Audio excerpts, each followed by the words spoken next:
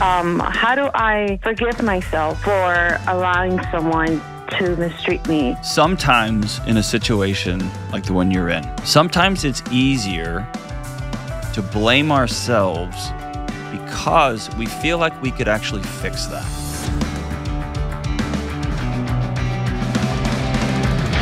What in the world is going on? This is John with the Dr. John Delony Show. I'm so grateful that you joined us. The show, we talk about everything, real people going through real challenges. Talk about your marriages, who you're dating, loss, grief, your mental and emotional health, your kids, whatever you got going on in your life.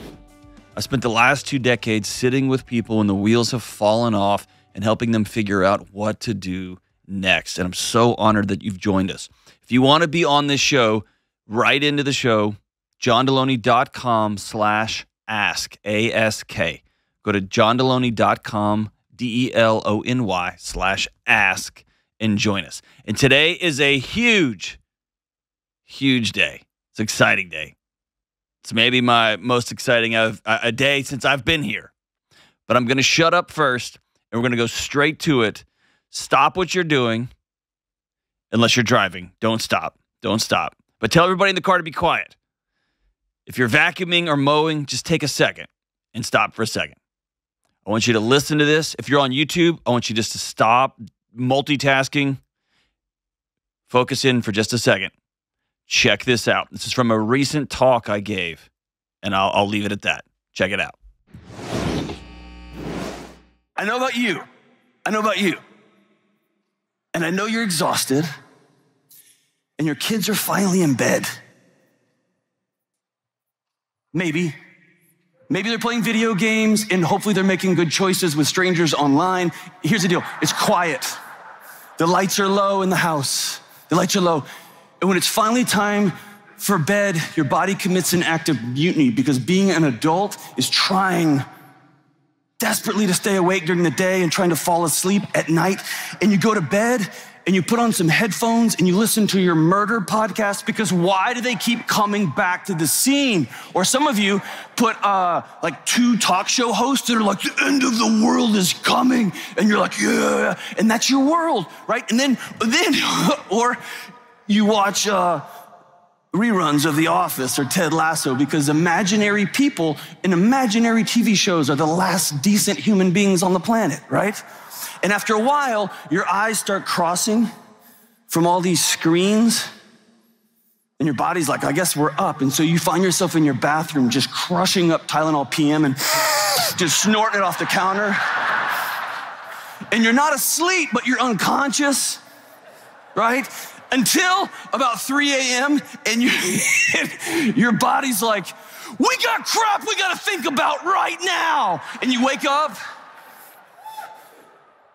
and then you're like, what if my business fails? What if it fails?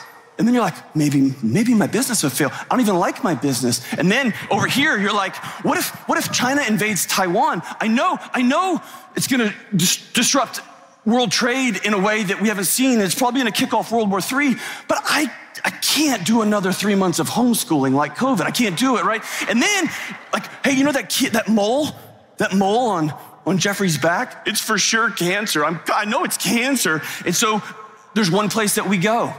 We're gonna Google it. Let's Google it at 3 a.m. and try to solve this. And then while you're scrolling, you happen by your bank account balance and your credit card balance, and your stomach drops into your feet, and you think, I'm gonna have hypersonic diarrhea right now. And you're like, we owe what? And then you think, I could go kill my husband and they would never find his body because I listen to murder podcasts, right? And then you finally go to sleep, and you sleep for about an hour. And your eyes pop open because of your alarm, and you drag yourself to the day because you're crushing it. You're gonna snap into a Slim Jim. That's what I'm talking about. And you go work out, and you turn the water on the shower so hot it's burning off your day. And you get in the shower at 7:58 for your 8 o'clock meeting. And you have a 20-minute commute. And then you get out of the shower, and it's 8:40, and you are pissed that time just kept going while you were in the shower. And then you get out of the shower and you walk by the mirror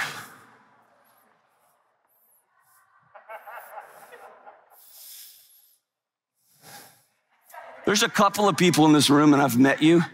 You just look at yourself and you're like, that's what I'm talking about. But most of you walk by that mirror and you just stop and you're like, I don't think I believe in God anymore, right? And then you start mainlining coffee to take the edge off the Tylenol PM. You snort it all night. And then your family's running around and you're barking conversations like, hey, don't forget to pick this up. You have to put on deodorant every day. And I told you to do that. What do you mean that's due today? And then you're like, your mom is gonna stay for how long? And then you make eye contact and you're like, and she looks at you across the room and she's like, God, no, we're not having sex. I'm gonna have gas tonight. No. And then you go into the garage to get into your car and one of your kids just barfs everywhere. And instead of going, oh my gosh, baby, are you okay? Are you okay? Your first thought is, if I just keep walking, she will clean this up, right? And then you go to work and you're standing next to this woman and she's like, oh my gosh, I heard you're keto. Keto is amazing, but you can't eat bacon because of the fat parts. Have you done Ancestry, 23andMe? It's amazing. You should totally wear barefoot shoes because sitting is the new smoking. But my friend Sparrow, she rolls her own organic cigarettes. And because smoking is the new standing, and let's do somersaults, right? And you just think to yourself, I don't want to be alive right now. And then at 10:30, freaking Dan rolls up, and I've got to fire Dan because Dan's always late. But Dan always brings donuts. And the only thing that takes that image burned into my soul of me shirtless in front of the mirror is carbs and sugar. It just shoves that image down into my soul, right? And then I'm walking to the bathroom and I hear this from behind me. Oh no, I'm a cat dad. And I turn and he goes, it's way more challenging than being the parent of a child. And then I think, I'm gonna go in the parking lot and just set myself on fire to see if I still feel pain, all right? And after a fast food lunch of indigestion and insulin and diarrhea, and for those of you keeping track, that's diarrhea reference number 2, right? You have to go to this consulting meeting with this idiot 22-year-old with a master's degree in leadership, and the only thing he's ever led is a little rubber ducky around his bathtub, right? And then you're staring at spreadsheets and terrible homemade marketing materials, and you can't wait till the day, and you go get in your car, and you put on another murder podcast, because how hard is it to murder? Stop talking about it after you do it. And then you go home, and you sit on the couch, and you and your wife or you and your husband are on the couch, and instead of talking about how much you're suffocating under all this debt and how your calendar is stuffed tighter than your marketing intern's jeans, and the phone rings and your mother-in-law says, hey, here's the next 14 years of Thanksgiving plans, and you don't want to do any of it. But if you say something to her right there on the couch, to your wife or to your husband, they're gonna kill you. And they listen to murder podcasts too, and they will never find your body. So you retreat to ESPN Fantasyland. Can we take a second? Fantasy sports, where grown men use other real grown men as action figures in imaginary games.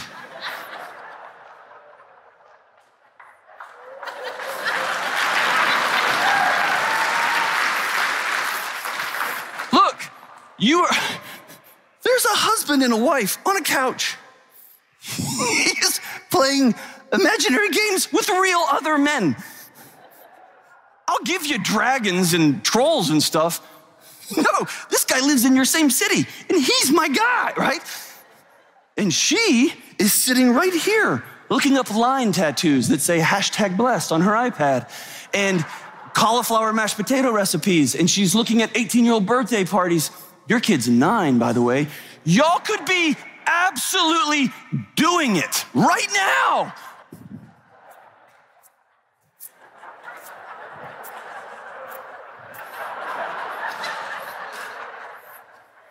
That makes no evolutionary sense. And you're 4 inches apart from each other, and you're 4,000 miles away, and then you snort a bunch of Tylenol PM off the counter. This is our day. This is our day. This is what we call normal. This is my day. This is your day. This is our life. This is insane. And then we go to a doctor. We go to a doctor or a counselor on the internet or some therapist, and we say, I'm anxious. I'm so anxious. I've got anxiety. I'm chronically stressed. I'm burned out. And the doctor says, well, it sucks to be you because anxiety is a disease. It's a genetic disorder, and it's in your brain, and it can only be cured with medication. You're always gonna have it. You will always be burned out. You're always gonna be chronically stressed. That's your new identity. That's who you are. You have anxiety, right? And so we go to another doctor. We open another bottle of bourbon. We start working more and more hours and more hours. Some of you weirdos just rub essential oils all over your body because whatever. Because you guys believe in YouTube more than, right? Lunatics. So then, you go see another counselor, you talk to a pastor, you talk to a friend, and it's madness. It's madness. And you finally get the courage to say, hey, I'm so anxious I can't breathe. I've got so much stress. I'm on the edge of burning out of everything. And I miss my husband. And I sit at my kitchen table once a week when I've got all of my family and I'm surrounded by people I love, and I am deeply alone. We haven't slept together. We haven't been intimate in what feels like forever. And my marriage is crumbling, and my kids don't want to be in the same room with me, and I'm exhausted and I can't sleep. You look around and the world is freaking falling apart. All right, we're back. Listen, is that you? Are you sick and tired of being so chronically stressed and anxious? Everything's electric. And listen, you've gone to all the experts. You read all the blogs, and the way we're doing mental health in this country is simply not working. It's not working. If this is you, I got you.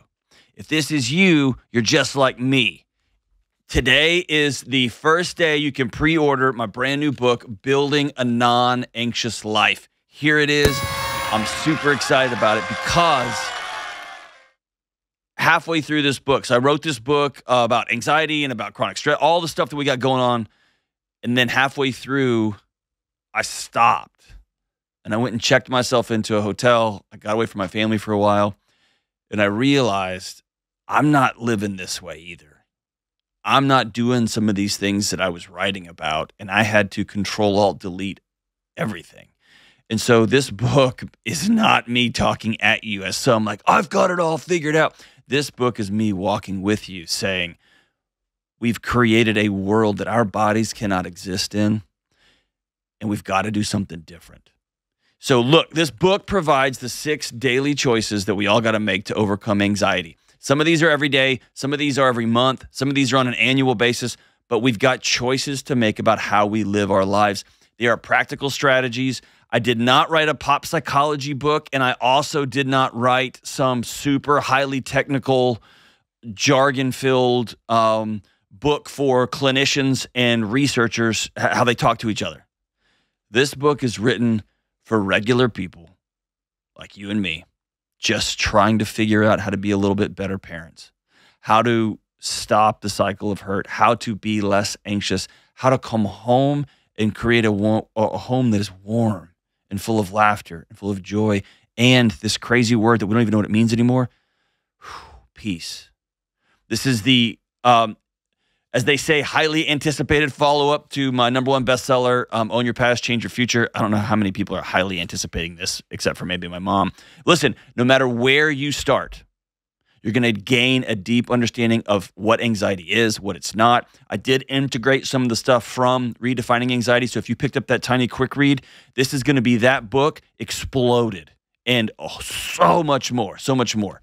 Listen, anxiety doesn't have to rule your life. Burnout, chronic stress, all the things that we're dealing with, there's an end point. You can choose something different. All right. The book releases on October 3rd, Pre-sale starts now. So if you go pre-order the book right now, it's $20. I'm going to give you some of the raddest bonus items. So listen, I want you to get help today. So if you pre-order the book today, that talk that you just saw a piece of it, I'm going to send you the whole talk right away. Instantly, you're going to have access to the whole thing and so much more. Pre-order today at johndelony.com. Go to johndelony.com. Building a non-anxious life. I'm super excited. I want to get this into the hands of everybody, my neighbors, my friends, but honestly, myself. So we got to do something different, and this is the map. Thank you so much for being in our gang. Thanks so much for pre-ordering this book. Hang on, and we'll be right back. Good folks, slowing down is a critical aspect of mental health. Calming music, prayers, meditation, they're all great ways to find peace. And Hallow makes it easy to start a daily practice of meditation. Hallow is the #1 prayer app in the world, and you can tailor content towards your faith tradition. From scripture readings and prayers to journaling, Hallow makes it easy to practice prayer, meditate, and build a deeper, more meaningful spiritual life and rediscover true peace. Go to hallow.com/Delony today to get 3 months of Hallow for free. Hallow.com/Delony. All right, we're back. Let's go out to Reno, Nevada and talk to the great Valerie. What's up, Valerie? Hi, can you hear me okay, Dr. John? Oh my gosh, that sounds amazing. How are you? Oh, I'm good, thank you. Thank you for taking my call. Of course, of course. So what in the world's up? Well, I guess my question is, how do I forgive myself for allowing someone to mistreat me? How do I move forward? Wow, that's heavy. Tell me more about it. I was in a relationship with this person for almost 2 years, and towards, I guess, the last maybe 8 months, things got really bad. He never physically touched me, but it was more of like the verbal abuse, and financially, I was dependent on him for the last 6 months, and he was always like, we would get into an argument, and he would be like, well, I'm going to take the money out of the account, and I wouldn't have access to it. Or he one time we got into an argument, and my family was in town, and he was drinking, and he knew I was going to need my car, and he ended up taking my car and driving to a bar, and I'm like trying to reach him. Why did you take my car? And his answer was, to make you feel uncomfortable. Do y'all have kids? Do y'all have kids together? I got pregnant after. Okay, so to give a little bit more background, I cheated on him in the beginning of the relationship, and I got pregnant. And we both knew that we weren't sure whether it was going to be his or not. And he decided that we were going to continue and work on the relationship. But then when we took the test and it wasn't his reaction towards me and the baby completely changed. Sure. Whew. All right. I want to change directions a bit. Is that cool? That's fine. Sometimes in a situation like the one you're in, or a situation where we fall in love with somebody, we trust somebody, we take a job with somebody, and then they don't just not treat us well, but they hurt us.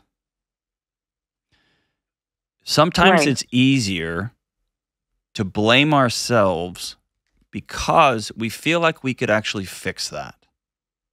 It's harder to live in a world where somebody says, I love you, and then strands you in the middle of nowhere while you're pregnant. Or somebody takes all the money out of your account and says, you have to go through me. That world is terrifying because those are supposed to be the people that ride or die with you, right? Those are supposed to be the people that love you. And so self-blame is often the easiest place to go, but it's not right. And so what I would tell you is I don't know that Valerie needs to beat up Valerie. Valerie doesn't need to forgive Valerie because Valerie didn't do anything wrong. Valerie learned some new information, some new lessons. Right. What Valerie has to do is learn to live in a world where you can be completely vulnerable and somebody that you love is going to hurt you. And then the question is, who is Valerie going to be on the back end of that?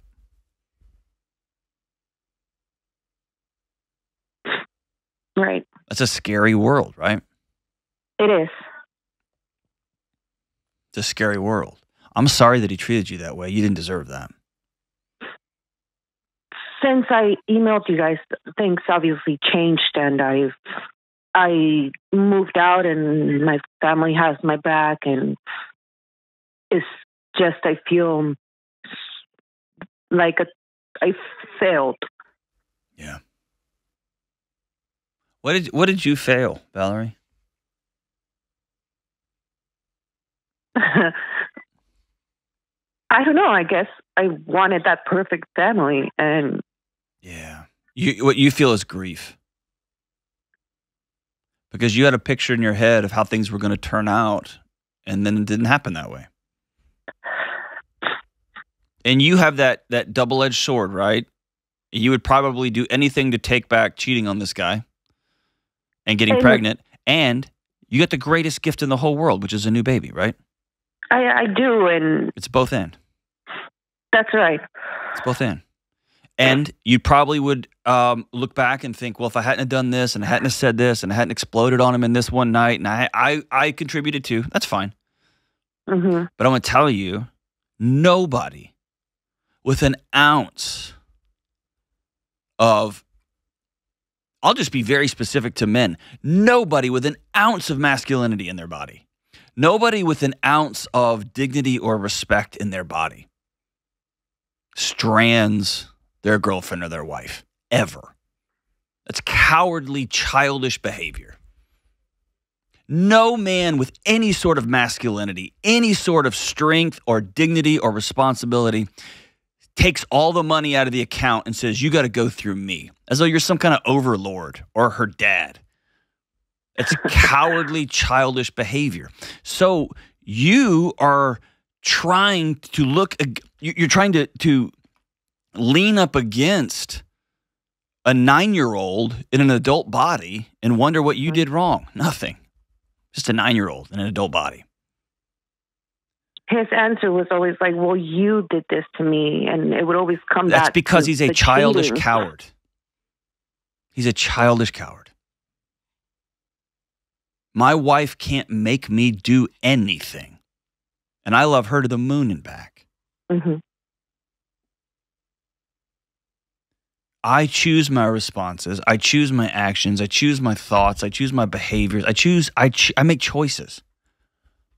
And she can frustrate me. She can make me sad. She can break my heart. She can make me mad. And then I choose what happens next. And how dare any grown man look at his friends, his boss, his wife, his kids, and say, you made me do bull crap. He chose that. What you have to do is, in a weird way, it's not even a weird way. Can I tell you what I would recommend if you were my sister or just a buddy of mine? Mm-hmm. I would recommend you hold some sort of miniature vigil, some sort of miniature funeral for the picture you had in your head of the perfect family. Because you knew this baby was not his. And yet he said, I'm in. I'm in. And correct. He gave you an opportunity to exhale and to dream a little bit. And if you're like most parents, you already have pictures of what your kid coming home from college with some knuckleheaded boy or some knuckleheaded girl is going to look like. And trying to have Thanksgiving. You already have those pictures in your head. And boom, now they're going to be different. And you have to grieve that. I wanted this to happen, and it's not going to happen like this. It doesn't mean you're not going to have joy. It doesn't mean you're not going to have great relationships. You're going to fall in love again. All those things are still on the table. And I would even go as far as to say, I think they're going to happen. But you have to grieve. I thought this one was going to happen, and it's not. All right. Do you have lessons to learn from this on how you responded to things?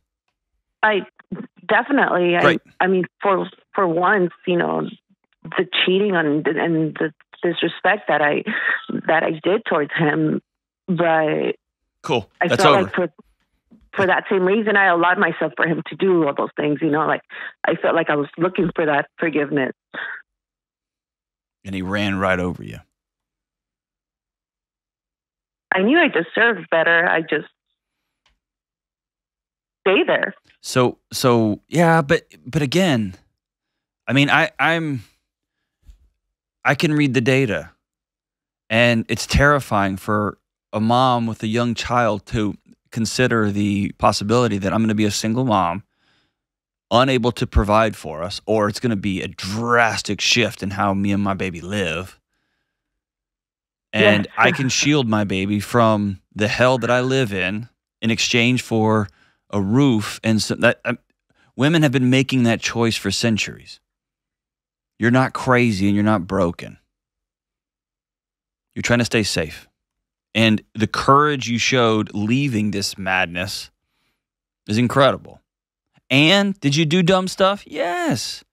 Yeah. Are we going to do it again? No. Because from this No. point forward, Valerie is a woman who never, ever cheats again. Valerie is a woman who never disrespects herself, somebody else's husband, or her own person that she's in a relationship with. That's it. Period. Correct. Done. So let's set that brick down and quit carrying it around everywhere. And by the way, this is for everybody listening and you. If somebody cheats on you, somebody hurts you, somebody breaks your heart, and you go through a period of being upset and angry and grief, all the normal things, and then you have a moment where you sit with them and you say, hey, I'm all in. We're going to get through this. We're going to work through this. I'm all in. From that point forward, you have to, you can't hold this crap over each other anymore. You got to move on. You can't grovel for the rest of your life. You'll have to rebuild something new, and then you have to commit to being vulnerable again, both of you. And that didn't happen here. No. So let's do two things. First thing is, I want you to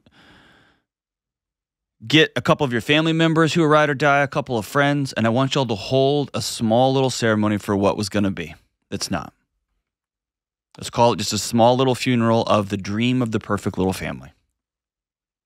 I think you're going to have a perfect little family moving forward. It's just going to look different than the one you had in mind. Let's have a small funeral for it. And then I want you to write Valerie a letter. You. I want you to write what you learned in this situation, the things that you wish you could do over. I want you to let Valerie know that you love her.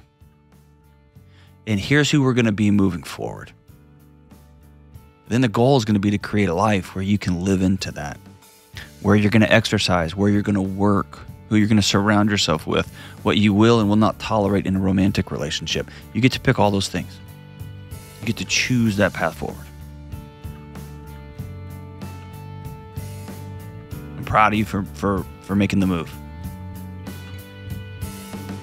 Stay on the line. I'm going to send you a copy of Own Your Past, Change Your Future.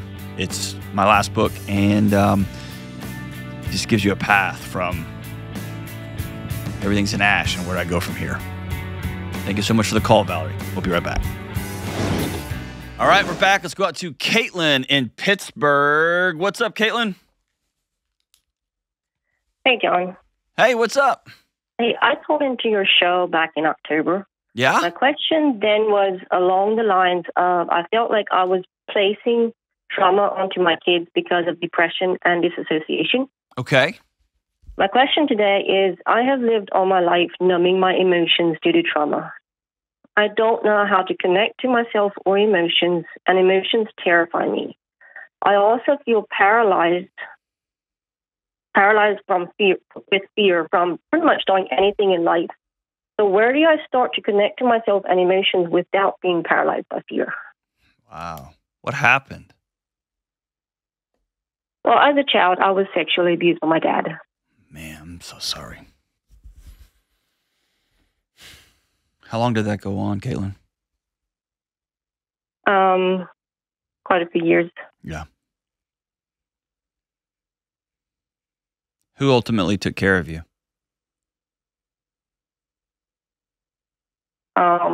My parents. I don't know. Who came and rescued you, Caitlin? Nobody. When did you finally escape that madness? Oh, it stopped in my teens. So yeah, it just all of a sudden stopped. Did your mom know? No. Does she know now? Yes. Where's your dad now? Still around. Is he in jail? No. Why not? It's currently in the process. Okay.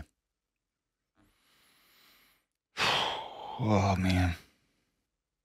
I'm so sorry, Caitlin. I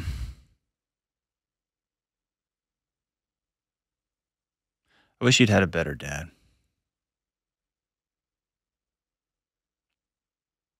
Little Caitlin deserved that, and teenage Caitlin deserved that, and grown-up Caitlin deserved that. Do you have kids of your own now? Yes. How old are your kids? 8, 7, 9, 8, 6, and 2. Okay. We may have talked about this in the last call. Have you found your own trauma responses escalating as you've added more kids to the fold and they've gotten to the age you were when this madness started? Yes. Okay. Have you gone to talk to anybody? Yes. I've been seeing a therapist for the past year and a half. And it's not doing any good? I don't know. She says that I've made a big made a big change, but a lot of the days I don't see it myself. Okay. I can tell you from my personal experience and from sitting with a bajillion people, at the end of the day, trauma disconnects somebody from themselves. The way you described it, that I have trouble feeling, I have trouble connecting with my emotions, is a perfect way to explain that. And if somebody hasn't been abused, they haven't experienced childhood trauma, they haven't experienced big trauma, they don't really understand what it feels like to literally be walking down the street and feel disconnected from your own feet, or to feel like your body's on fire just because you have a 2-year-old crawling all over you, or you just want to scream and run out of the house just because your kids are laughing too loud. It's this disconnection from yourself. So the goal of any sort of therapeutic intervention is to reconnect with yourself. The hard part is your body's put a pin in that, as we cannot do that again, because the one person who was supposed to keep us safe, our dad, violated that at its core. So after a year and a half, if you haven't already, you have to enter into some sort of, and this is from the great Peter Levine's work, you have to enter into some sort of body work. That can look as simple as you having a guided therapist that you trust, who just simply puts their hands on you, like on your shoulders and on your head and on your chest and on your arms, as you go back and re-experience some of these things and teach your body what good touch and safe touch feels like.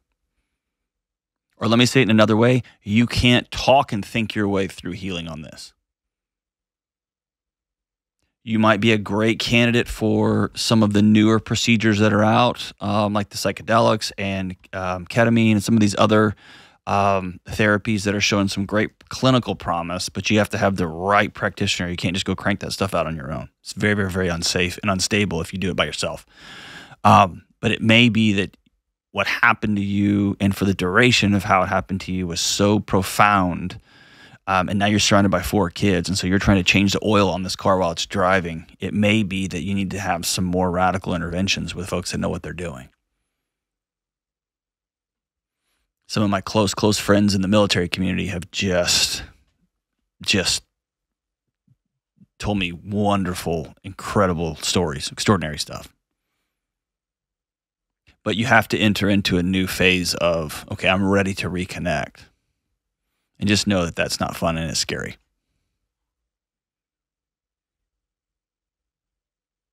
Is that something you're interested in, Caitlin? Yeah. I mean, it's definitely something I want to do is to reconnect because I don't want to continue living the way I am. Right. So, and the reason for this call was my therapist is working on emotions right now. And it seems like every single time I try and do that, I go into this phase of suicidal thoughts and everything. Yeah, your therapist has been working with you for 18 months, and so there's a lot more than that your therapist can glean from you than I can in a few minutes of a phone call. I personally wouldn't be doing emotion work right now. What you're describing is deeply seated inside of you and your body. Now, if he or she is trying to get you to feel a certain thing in therapy, where it's safe in there to feel an emotion and sit with it for a bit, that might be what's happening. And you get flooded with all kinds of wild thoughts because your body's been working really hard to not feel anything, because last time we felt something, it was filled with pain and innocence being stolen and all those things.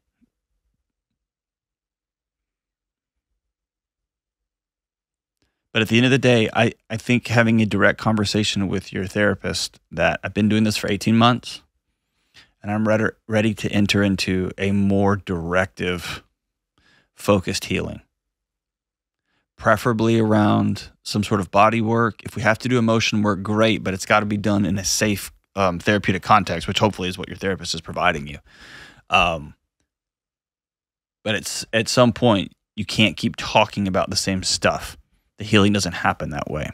You have to reconnect with your body. That's the disconnection. That's the trauma. And your body's going to remain overwhelmed by all these memories and all these feelings and all these emotions and all these sensations